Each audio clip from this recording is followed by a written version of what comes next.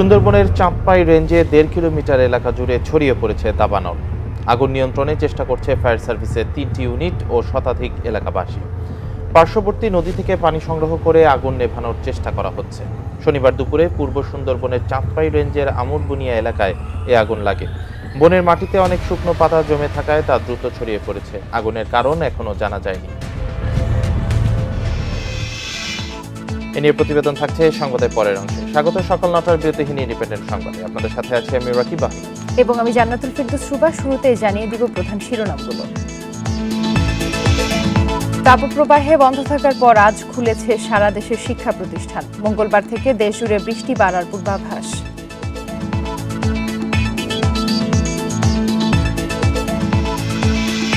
উপজেলা নির্বাচনের প্রচার শেষ হচ্ছে কাল। প্রভাব বিস্তার সহ পাল্টাপাল্টি অভিযোগে উত্তাপ।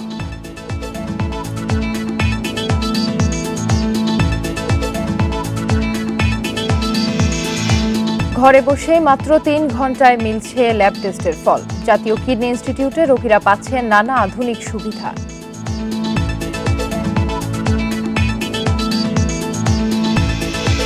শুনছিলেন প্রধান শিরোনাম। সংবাদে আরো যা থাকছে। স্থান সংকটে ঢাকার অনেক এলাকাতেই নির্মাণ হয়নি বর্জ্য স্থানান্তর স্টেশন। সড়কের পাশেই থাকছে আবর্জনা।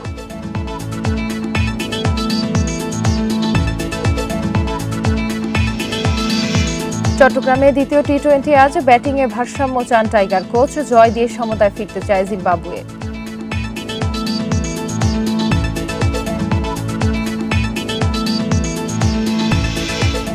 শুনছিলেন শিরোনাম, এবার বিস্তারিত। তীব্র তাপপ্রবাহের কারণে বন্ধ থাকার পর আজ সারা দেশে খুলেছে শিক্ষা প্রতিষ্ঠান। সকাল থেকে শিক্ষার্থীদের পদচারণায় আবারও মুখর হয়ে উঠেছে স্কুল কলেজ। শনিবার বিকেলে শিক্ষা মন্ত্রণালয় থেকে এক বিজ্ঞপ্তিতে স্কুল খোলার নির্দেশনা দেওয়া হয়। বিজ্ঞপ্তিতে বলা হয়, শিক্ষা মন্ত্রণালয়ের মাধ্যমিক ও উচ্চশিক্ষা বিভাগের শর্ত পালন সাপেক্ষে আজ থেকে দেশের সব মাধ্যমিক স্কুল কলেজ, মাদ্রাসা ও কারিগরি শিক্ষা প্রতিষ্ঠানে পাঠদান অব্যাহত থাকবে। ঘাটতি মেটাতে পরবর্তী নির্দেশ না দেওয়া পর্যন্ত শনিবারও ক্লাস চলবে। আগের ঘোষণা অনুযায়ী এক শিফটে পরিচালিত স্কুলগুলো সকাল ৮টা থেকে বেলা ১১টা পর্যন্ত চলবে। ২ শিফটে পরিচালিত স্কুল প্রথম শিফট সকাল ৮টা থেকে ৯টা ৩০ এবং দ্বিতীয় শিফটে ৯টা ৪৫ থেকে ১১:৩০ পর্যন্ত চলবে। এছাড়া তাপমাত্রা সহনীয় পর্যায়ে না আসা পর্যন্ত অ্যাসেম্বলি বন্ধ থাকবে।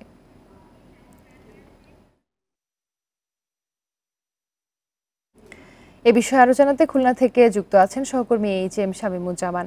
শামীম, দীর্ঘদিন তাপদাহের কারণে বিদ্যালয়গুলো বন্ধ ছিল। এখন বিদ্যালয়গুলোতে শিক্ষার্থীদের উপস্থিতি কেমন দেখছেন আর পরিবেশ কেমন রয়েছে?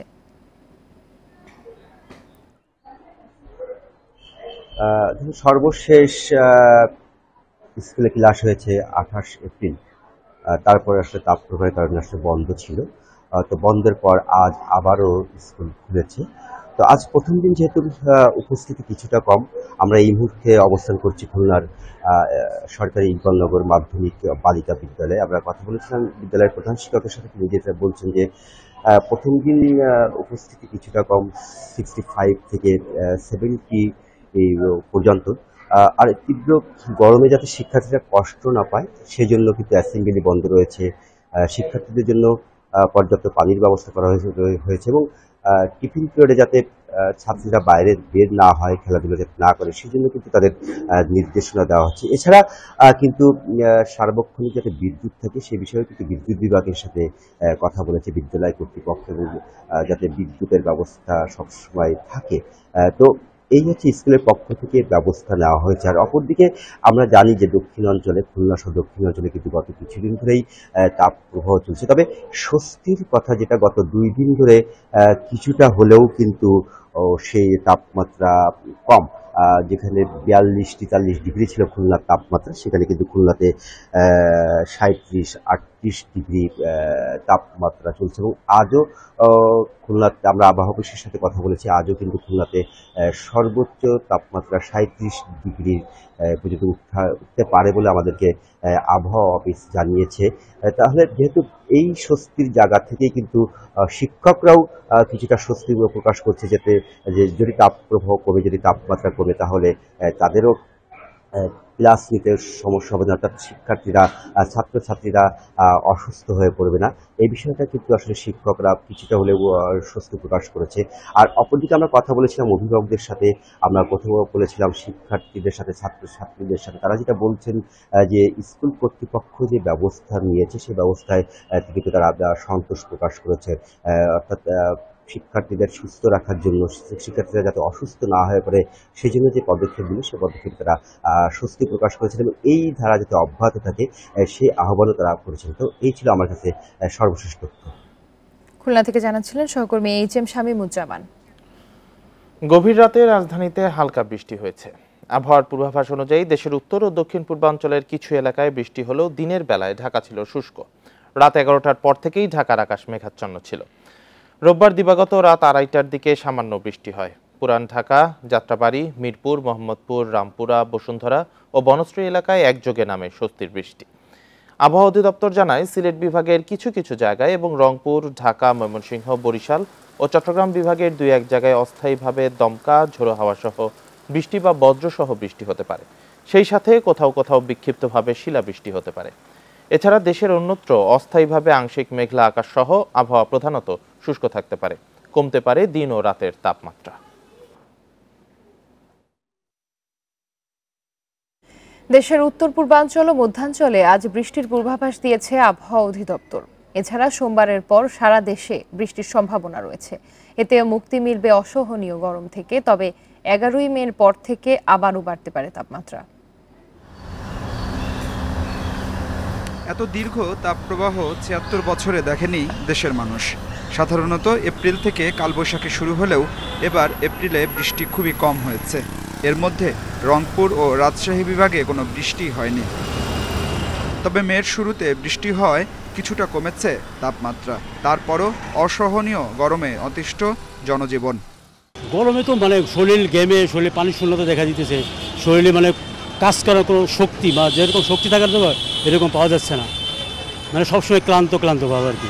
আমি এই ছাতাটা উঠি, তারপরে গরম সহ্য করতে পারি না। এখন এই গাছতলার উপরে দাঁড়াইছি, রেস্ট করতেছি, কোনো রোডে চালাতে পারছি না গাড়ি। আমরা যখন রাস্তা দিয়ে হাঁটতেছি আমাদের মনে হচ্ছে যে উপর থেকে আগুন জাতীয় কিছু পড়তেছে। আবহাওয়া অফিস বলছে মে মাসে 1 থেকে 2টি তীব্র বা অতি তীব্র তাপপ্রবাহ এবং 2 থেকে 3টি ছোট বা মাঝারি তাপপ্রবাহ হতে পারে। 11 মের পর থেকে শুরু হতে পারে তাপপ্রবাহ। 1 থেকে 2টি তীব্র অথবা অতি তীব্র তাপপ্রবাহের সম্ভাবনা রয়েছে। তবে যদি বঙ্গোপসাগরে লঘুচাপ তৈরি হয় অথবা যদি কোনো রকম ঘূর্ণিঝড় যদি বঙ্গোপসাগরে তৈরি হয় তাহলে এই যে বৈশিষ্ট্যগুলি তার চরম ব্যত্যয় ঘটতে পারে। রোববার থেকে সপ্তাহব্যাপী বৃষ্টির পূর্বাভাস রয়েছে। ধীরে ধীরে দেশের সব অঞ্চলেই বৃষ্টি হবে। এ সময় বজ্রপাত থেকে সাবধানে থাকতে বলছেন আবহাওয়াবিদরা। 6 তারিখের পর 7 তারিখ থেকে একদম 11 তারিখ পর্যন্ত অস্থায়ীভাবে দমকা বাতাস ও ঝোড়ো হাওয়া সহ বৃষ্টি অথবা বজ্রসহ বৃষ্টি বাংলাদেশে অব্যাহত থাকবে। তবে এইসব বজ্রঝড়ের আয়ুষ্কাল আধা ঘন্টা থেকে 1.5 ঘন্টা অথবা 2 ঘন্টা থাকে। এ মাসের মাঝামাঝি বঙ্গোপসাগরে 2টি লঘুচাপ সৃষ্টি হতে পারে, যার মধ্যে একটি নিম্নচাপ কিংবা ঘূর্ণিঝড়ের রূপ নিতে পারে বলেও জানানো হয়েছে আবহাওয়ার পূর্বাভাসে। Adilur Rahman, independent news, Dhaka. ঘরে বসেই মিলছে ল্যাব টেস্টের ফল, তাও মাত্র 3 ঘন্টায়। প্রথম কোনো সরকারি হাসপাতাল হিসেবে জাতীয় কিডনি ইনস্টিটিউটে এই সুবিধা পাচ্ছেন রোগীরা। এতে ল্যাব টেস্টে ভোগান্তি কমেছে রোগীদের। সরকারি হাসপাতাল মানেই যেন সেবা প্রার্থীদের দীর্ঘ লাইন, থাকে ভোগান্তিও। তবে জাতীয় কিডনি ইনস্টিটিউটে অনেকটা বদলেছে সেই চিত্র।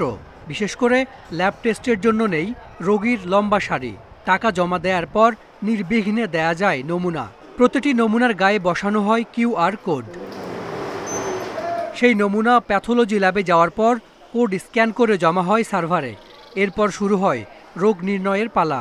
অল্প সময়ের মধ্যে রিপোর্ট প্রস্তুত হলে তা যাচাই করেন চিকিৎসক। তারপর তা আপলোড করা হয় সার্ভারে। QR কোড স্ক্যান করে এই রিপোর্ট বাসায় বসেই পাচ্ছেন রোগীরা। নেওয়া যায় সরাসরিও। আমার কাছে খুবই ভালো লেগেছে এবং সরকারকেও এর জন্য খুবই ধন্যবাদ জানাচ্ছি। যে সিস্টেম আছে আমি স্যাটিসফাই। আগের মতো এত হ্যাসেল নাই, আসি, একদিনের মধ্যে অনেক কিছু করা যায়। এছাড়া জাতীয় কিডনি ইনস্টিটিউটের ল্যাবে বসানো হয়েছে আধুনিক যন্ত্রপাতি, বদলে গেছে ব্যবস্থাপনাও। সরকারি হাসপাতালের রোগ নির্ণয়ের এমন আয়োজন চোখে পড়ে কম। একটা রোগী সকালবেলা এসে পরীক্ষা করে টেস্ট করে তার রিপোর্টটা নিয়ে যেন ডাক্তার দেখিয়ে যেতে পারে, তার দুর্ভোগটা যেন আমরা কমাতে পারি, আমরা সেই চেষ্টাই করেছি। এই হাসপাতালে প্রতিদিন 2000-এর মতো নানা ধরনের পরীক্ষা নিরীক্ষা হয়। প্যাথোলজি পরীক্ষায় ভোগান্তি কমলেও সিটি স্ক্যান ও এমআরআই পরীক্ষায় এখনও আছে দীর্ঘসূত্রতা। ফুল অটোমেশন চালু করতে যাচ্ছি। যারা আউটডোরে আসেন তারাও ইচ্ছা করলে অনলাইনেও একসময় উনি রেজিস্ট্রেশন করে আসতে পারবেন এবং সেই উনি কোথায় কোন ডাক্তারের কাছে যাবেন সেটাও আমরা তাকে ইনফরমেশন দিয়ে দিব।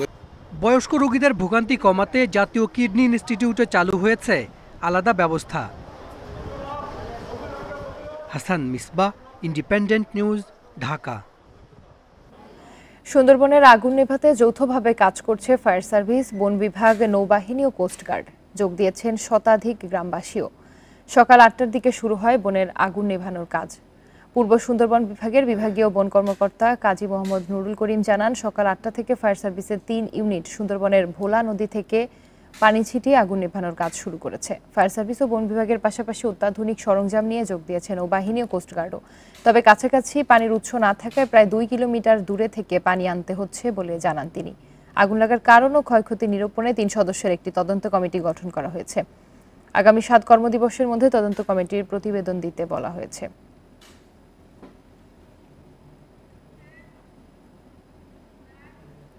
এ বিষয়ে আরো জানাতে বাগেরহাট থেকে যুক্ত আছেন সহকর্মী অলিভ কুমার ঘটক। অলিভ, প্রায় 1 ঘন্টা হলো আগুন নিয়ন্ত্রণ কার্যক্রম শুরু হয়েছে। এখন কি অবস্থা সেখানকার? আগুন কতটুকু নিয়ন্ত্রণ করা সম্ভব হয়েছে?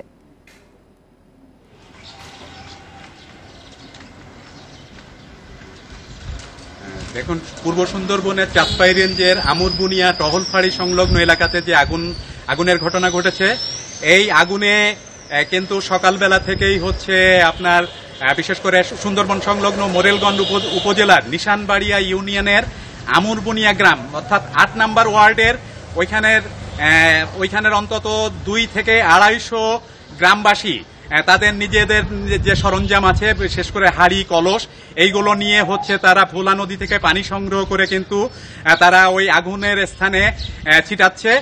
আমি কথা বলেছিলাম নিশানবাড়ি ইউনিয়ন পরিষদের চেয়ারম্যান সাইফুল ইসলামের সাথে। সাইফুল ইসলাম আমাকে যেমনটি জানিয়েছেন যে গতকালকের যে আগুন লেগেছিল সেই আগুনের স্থলে তিনি আছেন এবং বিভিন্ন জায়গায় ছড়িয়ে ছিটিয়ে বিভিন্ন জায়গায় ধোঁয়ার কুণ্ডলী দেখা যাচ্ছে এবং হচ্ছে আপনার বিভিন্ন জায়গায় আগুনের কুণ্ডলীও দেখা যাচ্ছে এবং যেখানেই আগুন দেখতে পাচ্ছে সেখানেই কিন্তু পানি ছিটাচ্ছে গ্রামবাসী এবং ফায়ার সার্ভিস তারা ভোলা নদীতে তাদের যে সরঞ্জাম আছে সেই সরঞ্জাম পাইপের মাধ্যমে হচ্ছে সেখানে পানি নিচ্ছে এবং সেখানে যেখানে তারা আগুন দেখতে পাচ্ছে সেইখানে কিন্তু তারা আগুন নিভানোর চেষ্টা করছে।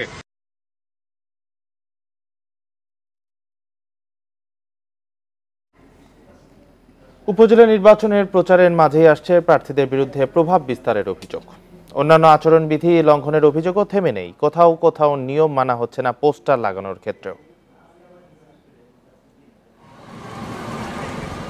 মাদারীপুর সদর উপজেলায় চেয়ারম্যান পদে লড়ছেন সংসদ সদস্য শাহজাহান খানের ছেলে আসিবুর রহমান খান। তার প্রতিদ্বন্দ্বী পাভেলুর রহমান শফিক খান। তিনি শাহজাহান খানের চাচাতো ভাই। শফিক খানের অভিযোগ ভয়ভীতি দেখিয়ে ভোটে প্রভাব বিস্তারের চেষ্টা করছেন শাহজাহান খান। আমার মিটিংয়ে লোক যেতে দেয় না, বাধাগ্রস্ত করা। মাননীয় সংসদ সদস্য নিজে তার স্ত্রীকে নিয়ে রাতের বেলায় রাতের আধারে বের হয়ে যান, কালো টাকা দিয়ে মানুষকে প্রভাবিত করার চেষ্টা করেন। তবে অভিযোগ অস্বীকার করেছেন শাহজাহান খান ও তার ছেলে আসিবুর রহমান খান। আপনাদের তাদের দিকে আসলাম, আমার তারা দিকে আসলাম, আমি তো নির্বাচনের কথা কোথাও করিনি। এটাতে অভিযোগ করে এটা মিথ্যা। প্রার্থীর পিছেও কিন্তু প্রচুর পরিমাণে প্রভাব বিস্তারকারী ব্যক্তিরাও কিন্তু তার সাথে জড়িত আছে। শুধু আমরাই প্রভাব বিস্তার করি এই কথারই সম্পূর্ণ মিথ্যা। প্রথম ধাপের উপজেলা নির্বাচনে ময়মনসিংহে ভোট হচ্ছে ফুলপুর, হালুয়াঘাট ও ধোবাউড়ায়। এরই মধ্যে ফুলপুরে প্রভাব বিস্তারের অভিযোগ উঠেছে প্রতিদ্বন্দ্বী প্রার্থীর বিরুদ্ধে। যদিও সুষ্ঠু পরিবেশের আশ্বাস দিয়ে নির্বাচন কর্মকর্তারা বলছেন ভোটে কারো পেশি শক্তি ব্যবহারের সুযোগ নেই। বইয়ে ভোট দেবেন, আপনার পছন্দের প্রার্থীকে ভোট দেবেন। এখানে যদি কোনো প্রকার পেশি শক্তি অথবা আচরণবিধি লঙ্ঘন করার চেষ্টা করে তাহলে অবশ্যই সেখানে আমরা আইনগতভাবে ব্যবস্থা নেব। এদিকে আচরণবিধি লঙ্ঘনের অভিযোগ উঠেছে গোপালগঞ্জ সদর উপজেলায়। দেয়ালে পোস্টার সাটানোর পাশাপাশি মাইকিং চলছে গভীর রাত পর্যন্ত। সোহেলি জাহান, ইন্ডিপেন্ডেন্ট নিউজ। বরিশাল সদর এবং বাকেরগঞ্জ উপজেলা নির্বাচনে এবার ৬৬% ভোট কেন্দ্রকে গুরুত্বপূর্ণ হিসেবে চিহ্নিত করা হয়েছে। পাল্টাপাল্টি অভিযোগও আছে প্রার্থীদের। নির্বাচনের সহিংসতা ঠেকাতে জোরদার করা হয়েছে নিরাপত্তা। প্রথম ধাপের উপজেলা নির্বাচন ঘিরে প্রচার চলছে বরিশাল সদর ও বাকেরগঞ্জে। সদরের চেয়ারম্যান, ভাইস চেয়ারম্যান ও মহিলা ভাইস চেয়ারম্যান পদে প্রার্থী ১২ জন। বাকেরগঞ্জ উপজেলায় প্রতিদ্বন্দ্বী প্রার্থী ৯ জন। তবে নির্বাচনী পরিবেশ নিয়ে পাল্টাপাল্টি অভিযোগ আছে প্রার্থীদের। এর মধ্যে সদর উপজেলার কাগাসুর ইউনিয়নে ২৯ এপ্রিল সংঘাতে জড়ান চেয়ারম্যান প্রার্থী মাহবুবুল হক মামুন ও SM জাকির হোসেনের সমর্থকেরা।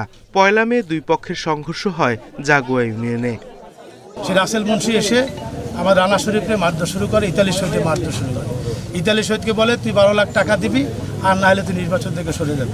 এখানে মাফিয়া ডনরা ইলেকশন করছে, তারা বরিশালের স্থানীয় উপজেলার জনগণও না, তারা বিভিন্ন জায়গা থেকে উড়ে এসেছে, হিউজ পরিমাণ টাকা ছড়াচ্ছে। সুষ্ঠু নির্বাচন হবে ইনশাল্লাহ, মানুষ যাতে ভোট দিতে যায় আমরা সেই চেষ্টা করতেছি। বরিশাল সদরের ৬৮টি কেন্দ্রের মধ্যে ৪৭টি এবং বাকেরগঞ্জের ১১৩টি ভোট কেন্দ্রের মধ্যে ৭৩টি গুরুত্বপূর্ণ হিসেবে চিহ্নিত করা হয়েছে। নির্বাচন ঘিরে সংঘাত ঠেকাতে নিরাপত্তা জোরদার করা হয়েছে দুই উপজেলায়।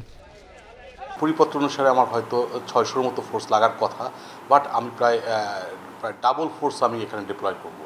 ডাবল ফোর্স ডিপ্লয় করার উদ্দেশ্য হচ্ছে আমরা প্রত্যেকটা সেন্টারকে আমরা সিকিউর করব। কিন্তু এবার যদি স্প্লিট করা হচ্ছে, কিন্তু আমার জেলার অন্য সকল ফোর্সকে আমি একসাথে মোবিলাইজ করে প্রতি কেন্দ্র ওয়াইজ আমরা সর্বোচ্চ আমি পরিপত্রে চাইতেও বেশি সংখ্যক ফোর্স দিয়ে আমরা এই নির্বাচনের সম্পাদন করতে পারবো বলে আমি বিশ্বাস করি।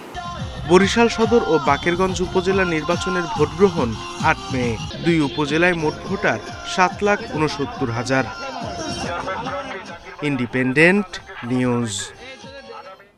নরসিংদীর পলাশে চেয়ারম্যান প্রার্থী সৈয়দ জাবেদ হোসেনের নির্বাচনী ক্যাম্পে হামলার ঘটনা ঘটেছে। এ সময় কর্মী সমর্থকদের মারধর করা হয়। গত রাতে নির্বাচনী এলাকার গজারিয়া ইউনিয়নের আমতলা বাজারে এই ঘটনা ঘটে। চেয়ারম্যান প্রার্থী সৈয়দ জাবেদ হোসেনের অভিযোগ, রাত ৯টার দিকে আমতলা এলাকায় তার প্রতিদ্বন্দ্বী চেয়ারম্যান প্রার্থী শরীফুল হকের সমর্থকরা মিছিল নিয়ে যাওয়ার সময় অতর্কিত তার নির্বাচনী ক্যাম্পে হামলা চালায়। এ সময় ক্যাম্পে থাকা চেয়ার টেবিল ভাঙচুর করে, খুলে নিয়ে যায় পোস্টার, ব্যানার। এ সময় কয়েকজনকে মারধর করারও অভিযোগ করেন তিনি। হামলার খবর পেয়ে পুলিশ ঘটনাস্থল পরিদর্শন করেছে বলে জানিয়েছেন পলাশ থানার ভারপ্রাপ্ত কর্মকর্তা ইখতিয়ার উদ্দিন। কয়েকটি চেয়ার ভাঙচুর পাওয়া গেলেও মারধরে কেউ আহত হননি জানিয়ে বিষয়টি তদন্ত করে দেখার আশ্বাস তার।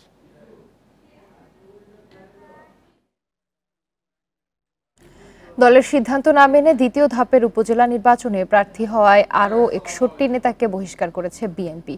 শনিবার দলের জ্যেষ্ঠ যুগ্ম মহাসচিব রুহুল কবির রিজভী স্বাক্ষরিত সংবাদ বিজ্ঞপ্তিতে একথা জানানো হয়।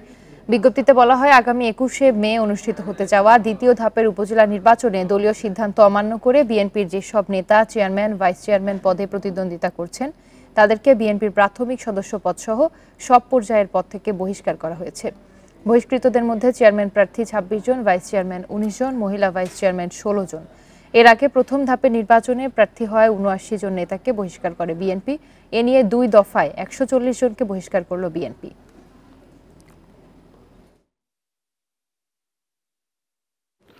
ঝিনাইদহ ১ আসনে উপনির্বাচনে আওয়ামী লীগের মনোনয়ন পেয়েছেন নায়েব আলী জোয়ারদার। তিনি শৈলকুপা উপজেলা পরিষদের সাবেক চেয়ারম্যান ও জেলা আওয়ামী লীগের সদস্য। শনিবার গণভবনে দলের সংসদীয় মনোনয়ন বোর্ডের সভায় তার প্রার্থিতা চূড়ান্ত হয়। আওয়ামী লীগের সভাপতি প্রধানমন্ত্রী শেখ হাসিনার সভাপতিত্বে মনোনয়ন বোর্ডের সভা বসে সন্ধ্যা ৭টায়। পরে এক সংবাদ বিজ্ঞপ্তিতে দলীয় সিদ্ধান্তের কথা জানান উপদপ্তর সম্পাদক। গত ১৬ মার্চ ঝিনাইদহ ১ আসনের সংসদ সদস্য, জেলা আওয়ামী লীগের সভাপতি আব্দুল হাই চিকিৎসাধীন অবস্থায় মারা যান। এতে শূন্য হয় আসনটি। এই আসনে উপনির্বাচন হবে ৫ই জুন। এখানে নৌকার প্রার্থী হতে মনোনয়ন ফর্ম কিনেছিলেন ২৫ জন। নায়েব আলী জোয়ারদারকে সর্বসম্মতিক্রমে আওয়ামী লীগ মনোনয়ন বোর্ড শেখ হাসিনার সভাপতিত্বে তাকে মনোনয়ন দেওয়ার সিদ্ধান্ত গ্রহণ করে। গাজীপুরের জয়দেবপুরে দুটি ট্রেনের সংঘর্ষে 31.5 ঘন্টা পর উদ্ধার হয়েছে সব বগি। শনিবার সন্ধ্যা 6:30টায় দুটি ইঞ্জিন ও দুটি বগি উদ্ধার করা হয়। ফলে ঢাকার সাথে উত্তর পশ্চিমাঞ্চলের রেল যোগাযোগ দুই লাইনেই স্বাভাবিক হয়। তবে দুর্ঘটনার কারণ শিডিউল বিপর্যয়ে দেখা দেয় বিভিন্ন স্টেশনে আটকে পড়েন যাত্রীরা। শুক্রবার বেলা 11:15টার দিকে জয়দেবপুর স্টেশনের আউটার সিগন্যালে ঢাকাগামী টাঙ্গাইল কমিউটার ট্রেনের সাথে মুখোমুখি সংঘর্ষ হয় তেলবাহী ওয়াগনের। এতে দুটি ট্রেনের 9টি বগি লাইনচ্যুত হয়। আহত হন লোকোমাস্টার সহ 4 জন। দুর্ঘটনার কারণে ঢাকা থেকে উত্তর পশ্চিমাঞ্চল রুটে ট্রেন চলাচল বন্ধ হয়ে যায়। শুক্রবার বিকেলে উদ্ধারকারী ট্রেন ঘটনাস্থলে উদ্ধার কাজ শুরু করে। 31.5 ঘন্টা পর সরিয়ে নেওয়া হয় দুর্ঘটনায় পড়া সব বগি। স্থানীয়দের অভিযোগ, রেলকর্মীদের ভুলের কারণেই এ দুর্ঘটনা ঘটেছে। দুর্ঘটনাটা হইল, এটা ড্রাইভারের কোনো হাত ছিল না। এটা হয়েছে ওই যে যেখান থেকে লাইনটা পরিচালনা করে ডাবল লাইন আছে, দুই জায়গায় এক লাইন ছাড়ার মতো কোনো নেই গা। এদের কারণে তো অ্যাক্সিডেন্টটা হয়েছে, নাকি মাস্টার পয়েজমেন্ট পোটার একদের কারণে হয়েছে। রেল কর্তৃপক্ষ বলছে বিকল্প লাইনে ট্রেন চালানোয় উদ্ধার অভিযানে সময় লেগেছে। জিবি ছিলেন, র্যাব, জেলা police, Gazipur metropolitan police, fire service, RNB, নিরাপত্তা বাহিনী থেকে নিয়ে সবাই অক্লান্ত পরিশ্রম করেছে। আমাদের যে দুর্ঘটনা কবলিত গাড়িগুলো ছিল, রেল, তারপরে বিভিন্ন অর্গান, এগুলো আমরা সরাতে সক্ষম হয়েছি। দায়িত্বে অবহেলার কারণে এরই মধ্যে বরখাস্ত হয়েছেন জয়দেবপুর জংশনের স্টেশন মাস্টার মোহাম্মদ হাশেম এবং পয়েন্টম্যান সাদ্দাম হোসেন ও মোস্তাফিজুর রহমান। ঘটনা তদন্তে আলাদা 3টি কমিটি করেছে রেলওয়ে ও জেলা প্রশাসন। Independent news. এদিকে ফরিদপুর রেল স্টেশনে কমিউটার ট্রেনের স্টপেজ দাবিতে অবস্থান কর্মসূচি পালন করেছেন স্থানীয়রা। ভোরে ফরিদপুর রেল স্টেশনের রাজবাড়ী থেকে ছেড়ে আসা ঢাকাগামী চন্দনা কমিউটার ট্রেনের গতিরোধ করেন আন্দোলনকারীরা। এ সময় তারা ফুল দিয়ে ট্রেনের পরিচালক সহ অন্যান্যদের শুভেচ্ছাও জানান। পরে তুলে ধরেন তাদের দাবির কথা।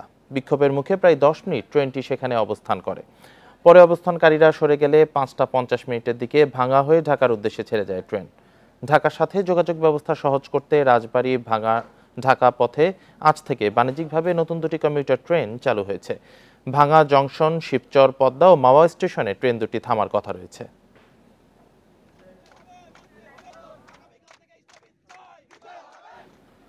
রাজবাড়ীর সাথে ঢাকার যোগাযোগ আরো সহজ করতে চালু হয়েছে 2টি কমিউটার ট্রেন। এর ফলে বৃহত্তর ফরিদপুরের মানুষ একদিনেই ঢাকায় যাতায়াত করতে পারবেন। আজ ভোর থেকে শুরু হয়েছে ট্রেন চলাচল। এ বিষয়ে আরো জানাতে ফরিদপুর থেকে আছেন সহকর্মী SM মাসুদুর রহমান।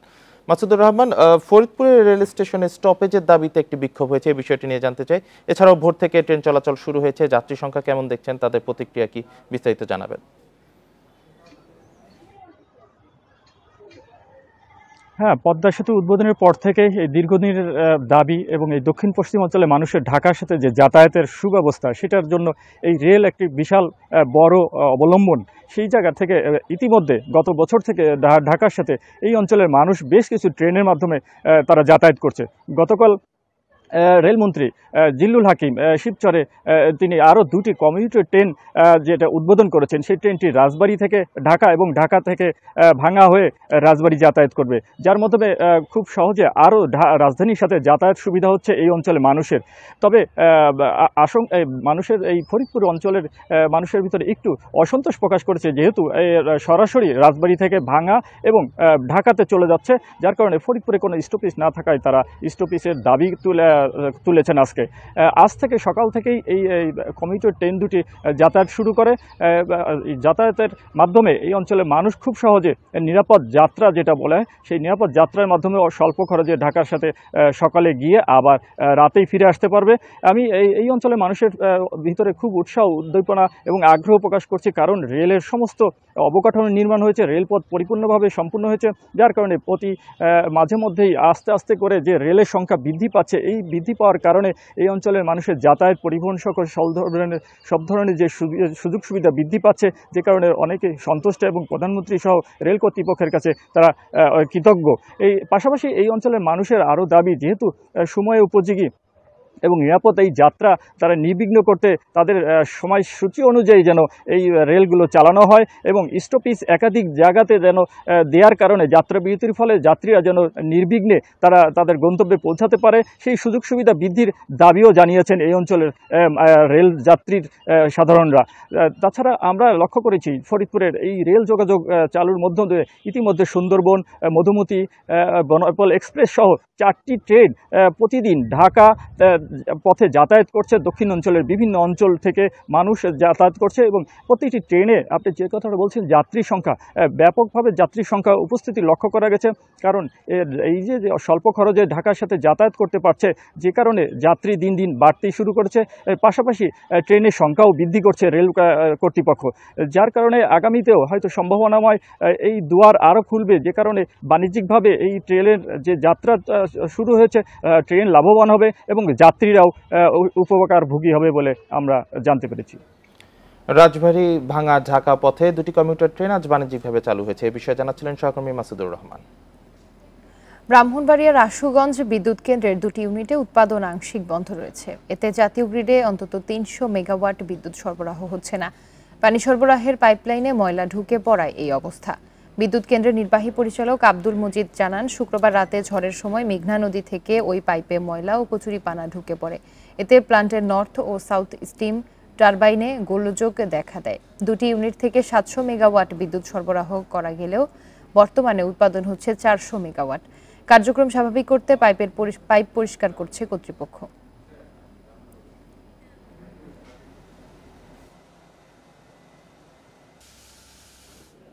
প্রতি ওয়ার্ডে একটি করে বর্জ্য ফেলার STS করার ঘোষণা দেয় ঢাকা দক্ষিণ। আর ঢাকা উত্তর বলেছিল 2টি করে বানানোর। সেই হিসেবে উত্তরে হওয়ার কথা 108টি, দক্ষিণে 75টি। মোট 183টি STS হওয়ার কথা থাকলেও 9 বছরে হয়েছে 115টি। এর পেছনে জায়গা না পাওয়ার অজুহাত দেখাচ্ছেন মেয়র আতিক। ফলে বাসাবাড়ির বর্জ্য এখনো রাখা হচ্ছে খোলা জায়গায়, যা পরিবেশ দূষণের কারণ। রাজধানীর মিরপুর 10 নম্বর ফলপট্টি ময়লা ফেলায় 2 লেনের রাস্তার বন্ধ হয়ে গেছে 1 লেন। গত 4 বছর ধরে সড়কটির এ অবস্থা। পুরো রাস্তায় ছড়িয়ে ছিটিয়ে রয়েছে বর্জ্য। মিরপুরের 60 ফুট সড়কেও একই দশা। দুর্গন্ধে টেকাই দায় বলছে স্থানীয়রা। এই রাস্তা দিয়ে হেঁটে যায় আমাদের খুবই ভোগান্তি পোহাতে হয়। এই যে দুর্গন্ধটা, আমাদের বাচ্চা নিয়ে আমরা হেঁটে যাই, এটা দীর্ঘদিন ধরে দেখে আসছি। এটার কোনো প্রতিকার আমরা পাচ্ছি না। আমাদের পরিস্থিতি এরকম, ব্যবসা বাণিজ্য নাই, কাস্টমার তো আসে না আর কি, গন্ধে লোকজন হাঁটতে পারে না। 2016 সালে সেকেন্ডারি ট্রান্সফার স্টেশন STS নির্মাণের সিদ্ধান্ত নেয় ঢাকার 2 সিটি কর্পোরেশন। দক্ষিণের প্রতি ওয়ার্ডে 1টি এবং উত্তরের প্রতি ওয়ার্ডে 2টি করে STS নির্মাণ করার কথা, কিন্তু 9 বছরেও সেই লক্ষ্যমাত্রা পূরণ হয়নি। ফলে বর্জ্য পড়ে থাকছে খোলা জায়গায়। সবাইকে অনুরোধ করব, STS এর জন্য আপনার জায়গা দিন। আমি সিটি কর্পোরেশনের পয়সা দিয়ে STS বানায় ফেলবো, কিন্তু জায়গাটা তো আমাদের নাই। আপনারা যদি আমাদের মেহরবানি করে জায়গা দেন তাহলে আমরা সুন্দর STS করতে পারি। কারণ যেমন 60 ফিট তার উদাহরণ, 60 ফিটে সবাই বাড়ি বানায় ফেলছে রোডের মধ্যে, কিন্তু জায়গা কিন্তু কেউ দিচ্ছে না। কিন্তু জায়গার ব্যবস্থা করতে না পারার যুক্তি মানতে নারাজ পরিবেশবিদরা। বলছেন যত্রতত্র বর্জ্য ফেলে রাখার কারণে ছড়াচ্ছে রোগ জীবাণু। এর ফলে বড় ধরনের পরিবেশ বিপর্যয় হচ্ছে। এই বর্জ্যগুলো তো আনতেই পড়ছে এবং জীবাণু ওইখানে খুব সহজেই রাস্তার 2 পাশে ছড়িয়ে যাচ্ছে।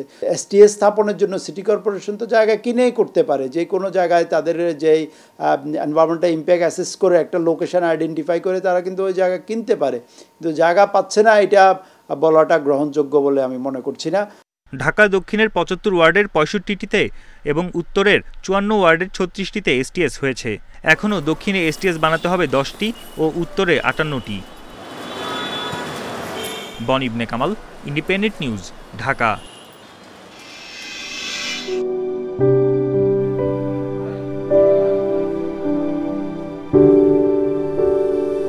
গাছে গাছে মাটির ভার বসিয়ে পাখির বাসা তৈরি করে দেন ঝিনাইদহের রামনগরের প্রকৃতিপ্রেমী জহির রায়হান।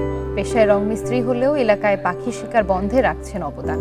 এই তীব্র গরমে পাখিদের পানির কষ্ট দূর করতে গাছে বসিয়েছেন শতাধিক পানির পাত্র।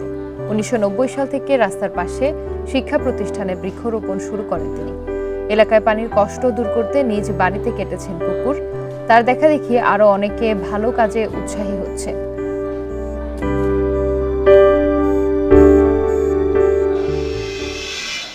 এ নিয়ে প্রতিবেদন থাকছে সংবাদের শেষ অংশে। চলে যাচ্ছি পরবর্তী সংবাদে। বাংলাদেশ ব্যাংকে সাংবাদিকদের ঢুকতে না দিলে ব্যাংক লোপাটকারীরাই উৎসাহিত হবে, এমন মন্তব্য করেছেন নোয়াব সভাপতি AK আজাদ। এ নিয়ে তথ্য প্রতিমন্ত্রী মোহাম্মদ A আরাফাত বলেছেন, তথ্য পাওয়ার অধিকার সাংবাদিকদের রয়েছে। সঠিক তথ্য দিয়ে প্রতিবেদন করলে পূর্ণ সহায়তা দেয়া হবে বলে জানান তিনি। শনিবার সকালে জাতীয় প্রেস ক্লাবে বিশ্ব মুক্ত গণমাধ্যম দিবসের আলোচনা সভায় তারা এসব কথা বলেন। শনিবার জাতীয় প্রেস ক্লাবে বিশ্ব মুক্ত গণমাধ্যম দিবস উপলক্ষে পরিবেশগত সংকট মোকাবেলায় সাংবাদিকতা শীর্ষক আলোচনা সভার আয়োজন করে সম্পাদক পরিষদ। আলোচনায় যোগ দিয়ে সম্পাদকরা স্বাধীন সাংবাদিকতার জন্য পরিবেশ তৈরির তাগিদ দেন। বাংলাদেশ ব্যাংকে সাংবাদিকদের প্রবেশে নিষেধাজ্ঞার সমালোচনা করেন সংবাদপত্রের মালিকদের সংগঠন news paper owners association NOAB সভাপতি AK আজাদ। সম্প্রতি বাংলাদেশ ব্যাংকে বিনা অনুমতিতে সাংবাদিকদের প্রবেশ নিষিদ্ধ করা হয়েছে। নোয়াব ও সম্পাদক পরিষদ থেকে আমরা এর বিরুদ্ধে বিবৃতি দিয়েছি। ব্যাংক ও ব্যবসা ধসের সময় এ ধরনের পদক্ষেপ ব্যাংক লোপাটকারীদেরকে উৎসাহিত করবে। এখানে এখনো কিন্তু আমি মাননীয় মন্ত্রী জানাতে চাই যে ডিএসএ হয়তো চলে গেছে, কিন্তু স্ট্যাটিউট বুকসে এখনো 9টি আইন আছে যারা ডাইরেক্টলি এবং ইনডাইরেক্টলি স্বাধীন সাংবাদিকতাকে প্রত্যক্ষভাবে এবং পরোক্ষভাবে প্রভাবান্বিত করে। বাংলাদেশ ব্যাংকে সাংবাদিকদের প্রবেশ নিষিদ্ধের প্রসঙ্গে তথ্য ও সম্প্রচার প্রতিমন্ত্রী মোহাম্মদ আলী আরাফাত বলেন, দেশের স্বার্থে যে কোনো প্রতিষ্ঠানের কাছে সাংবাদিকরা তথ্য চাইতে পারেন। প্রশাসনের দিক থেকে যারা আসলে ইনফরমেশন দেবেন, আমাদের মধ্যেও এক ধরনের হয়তো মানসিকতা অনেক সময় থাকে, ইনফরমেশন চাইলে আমরা ডিফেন্সিভ হয়ে পড়ি। যে ইনফরমেশন পাবলিক প্রপার্টি, সেই ইনফরমেশনের কাস্টোডিয়ান আমি, এটার মালিক না। সো রাইট টু ইনফরমেশন অ্যাক্টের অধীনে কোনো গণমাধ্যম জনগণের পক্ষে যে ইনফরমেশন চাইবে সেটা আমি তড়িৎ গতিতে দিতে বাধ্য থাকিব। এদিকে বিশ্ব মুক্ত গণমাধ্যম দিবস উপলক্ষে জাতীয় প্রেস ক্লাবে আরও একটি আলোচনা সভায় যোগ দেন তথ্য প্রতিমন্ত্রী। বাংলাদেশের মতো দেশগুলোকে ঝুঁকির মধ্যে ফেলে দিচ্ছে। Jahanara Parveen, independent news, Dhaka. গরম কমাতে সিটি কর্পোরেশন, ছাত্রলীগ সহ বিভিন্ন বেসরকারি সংস্থা গাছ লাগানোর ঘোষণা নিয়েছে। সব মিলিয়ে কয়েক কোটি বৃক্ষরোপণের উদ্যোগ নেওয়া হয়েছে। পরিবেশবাদীরা বলছেন এটি ভালো উদ্যোগ। সবুজায়নের মাধ্যমে গরমের অনুভূতি কমিয়ে আনা সম্ভব। এপ্রিল মের টানা দাবদাহে মানুষের হাঁসফাঁস অবস্থা।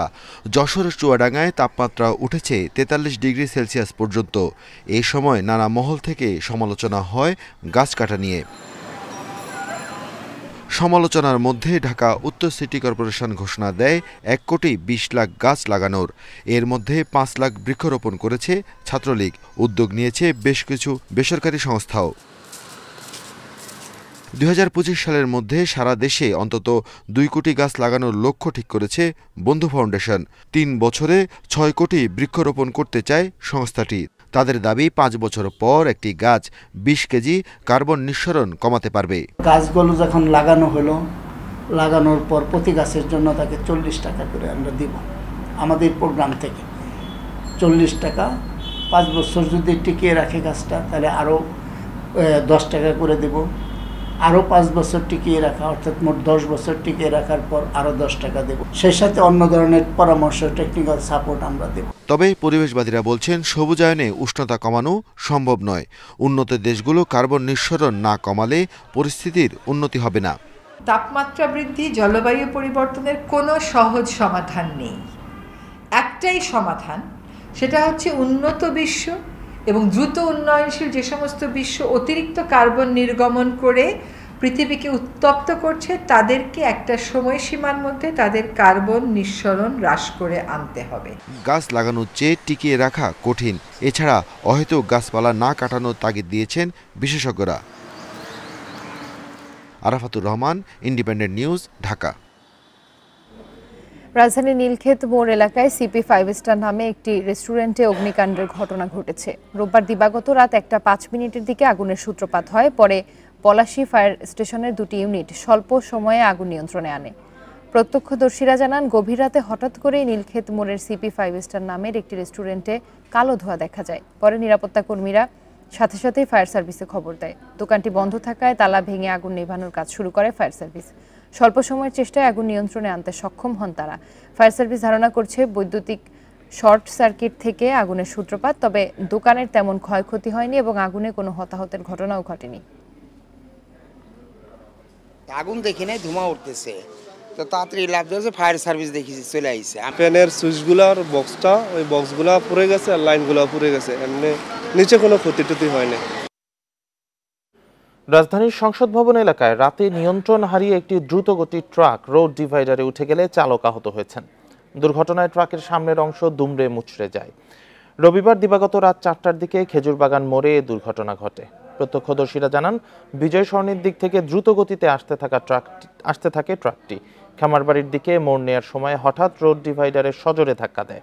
স্টিলের রেলিং ভেঙে ভেতরে ঢুকে পড়লে দুমড়ে মুচড়ে যায় ট্রাকের সামনের অংশ। আহত ট্রাক চালক পালানোর চেষ্টা করলে তাকে আটক করে পুলিশের কাছে হস্তান্তর করা হয়। শব্দ শুনতে পাই, ওদিক থেকে দৌড়ে দিই, রেলিং টেলিং সব মাইরা দিয়েছে। মেট্রো রেলে পুলিশে ডাক দিলাম, MIT পুলিশে, ওনারা আসলো। ক্রসিং করার সময় একটা প্রাইভেট ট্রাক এই মেট্রো রেলের যে আইল্যান্ডটা এটার উপর মেরে দেয়। ড্রাইভার আমাদের হেফাজতে আছে, এখন ঊর্ধ্বতন কর্তৃপক্ষের সাথে আলোচনা করে আইনি ব্যবস্থা নেওয়া হবে। খাগড়াছড়িতে বজ্রপাতে মা ছেলে সহ 3 জন নিহত হয়েছে। ভোরে দীঘিনালা ও রামগড়ে এই ঘটনা ঘটে। মেরুং ইউনিয়ন পরিষদ চেয়ারম্যান মাহমুদা বেগম লাকি জানান, ভোরে বজ্রপাতে মেরুং ইউনিয়নের মধ্য বেদছড়ি গ্রামের একটি টিনের ঘরে আগুন ধরে যায়। এ সময় ঘরের ভেতর থাকা হাসিনা বেগম ও তার 8 বছরের ছেলে হানিফ মিয়া মারা যায়। খবর পেয়ে দীঘিনালা ফায়ার সার্ভিসের সদস্যরা আগুন নিভিয়ে মরদেহ উদ্ধার করে। এছাড়া রামগড়ে বজ্রপাতে কংজ্রো মারমা নামে আরও একজনের মৃত্যু হয়েছে।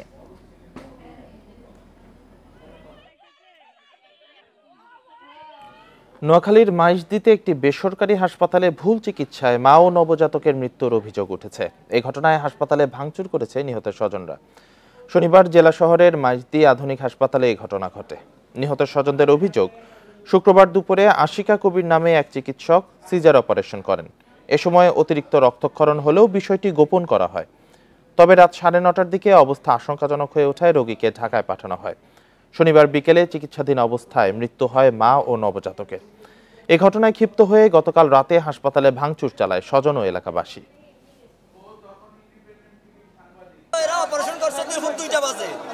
দুপুর 2টা বাজে ওটিতে রুগী নেওয়ার পরে দিয়ে অপারেশন করার পরে 1-1.5 ঘন্টা পরে আমরা জানি রুগী বাইর করে, কিন্তু এরা সন্ধ্যার সময় যখন আমরা জিজ্ঞেসি যে রুগীর কি অবস্থা, এরা বলছে যে রুগী আলহামদুলিল্লাহ ভালো আছে, কোনো সমস্যা নাই। রাত 10টা বাজে তারা বলে যে রুগী আমরা তাড়াতাড়ি ঢাকা নিয়ে যান। নোয়াখালী মাইজদি আধুনিক হসপিটালে একটি অভিযোগ এসছে আমাদের কাছে, সেই ভিত্তিতে আমরা এখানে তদন্তের জন্য এসেছি। সেটা ছিল হচ্ছে একজন মা এবং নবজাতকের মৃত্যু হয়েছে। ডাক্তারের কোনো ভুল চিকিৎসা হয়েছে কিনা সেটা দেখার জন্য এখন তদন্ত করছি। তদন্তে যদি এমন যদি প্রমাণিত হয় যে ভুল চিকিৎসা কিংবা অপচিকিৎসা হয়েছে, তাহলে আমরা যথাযথ ব্যবস্থা নেব এর বিরুদ্ধে। শ্রমিকদের দুই পক্ষের সংঘর্ষের জেরে বন্ধ রয়েছে বরিশালের অভ্যন্তরীণ রুটে বাস চলাচল, তবে স্বাভাবিক রয়েছে দূরপাল্লার বাস চলাচল। এদিকে নতুল্লাবাদ বাসস্ট্যান্ড এলাকায় মোতায়েন রয়েছে অতিরিক্ত পুলিশ। এর আগে শনিবার দুপুরে বরিশাল জেলা সড়ক পরিবহন বাস মিনিবাস শ্রমিক ইউনিয়নের নিয়ে দুই পক্ষের মধ্যে কয়েক দফা সংঘর্ষ হয়। এই ঘটনায় 15টি গাড়ি ভাঙচুর করেছে বাস শ্রমিকেরা। পরে সন্ধ্যার দিকে বাস ও মাহিন্দ্রা চালক শ্রমিকদের সাথে সংঘর্ষ বাধে। পরে পুলিশ লাঠিচার্জ ও টিয়ার শেল নিক্ষেপ করে পরিস্থিতি নিয়ন্ত্রণে আনে। আর এই ছিল সকাল 9টার বিরতিহীন ইন্ডিপেন্ডেন্ট সংবাদ। ইন্ডিপেন্ডেন্ট টেলিভিশনের সব খবর বিস্তারিত জানতে চোখ রাখুন ফেসবুক, ইউটিউব, এক্সে। এতক্ষণ সাথে থাকার জন্য সবাইকে ধন্যবাদ।